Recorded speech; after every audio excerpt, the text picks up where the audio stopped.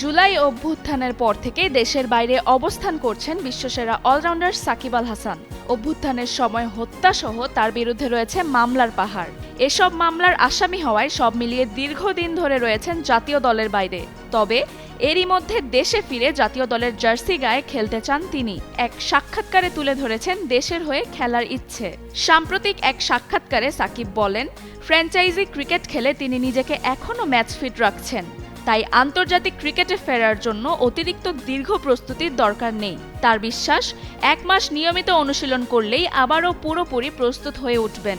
সবশেষ আন্তর্জাতিক ম্যাচ খেলার পর 1.5 বছরের বেশি সময় পার হয়ে গেলেও আত্মবিশ্বাস হারাননি এই অভিজ্ঞ অলরাউন্ডার। 72 ঘন্টা ময়েশ্চার লক সমৃদ্ধ লিলি বডি ওয়াশ, শিয়া বাটারের গুডনেস স্কিন রিপেয়ার করে রাখে সফট ও গ্লোয়িং। বর্তমানে তিনি বিভিন্ন দেশের ফ্র্যাঞ্চাইজি লিগে খেলেই নিজের ছন্দ ধরে রেখেছেন।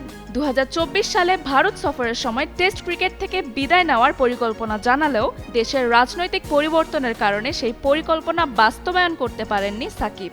এরপর থেকে জাতীয় দলে তার উপস্থিতি নেই। তবে আবারও জাতীয় দলের জার্সিতে মাঠে নামার আশা ছাড়েননি তিনি। বর্তমান দলের পরিবর্তিত পরিস্থিতির মধ্যেও নিজের জায়গা দেখতে পাচ্ছেন বলে জানান সাকিব। তিনি বলেন, সাম্প্রতিক বিভিন্ন টুর্নামেন্টে তার পারফরম্যান্স আত্মবিশ্বাস বাড়িয়েছে এবং আন্তর্জাতিক ক্রিকেটেও ভালো করার সক্ষমতা এখনও তার রয়েছে।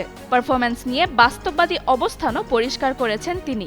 তার ভাষায়, যদি কয়েকটি সিরিজের প্রত্যাশা অনুযায়ী খেলতে না পারেন তাহলে নিজেই সরে দাঁড়াবেন, কেননা দলের উপর বোঝা হয়ে থাকতে চান না বিশ্বসেরা এই অলরাউন্ডার।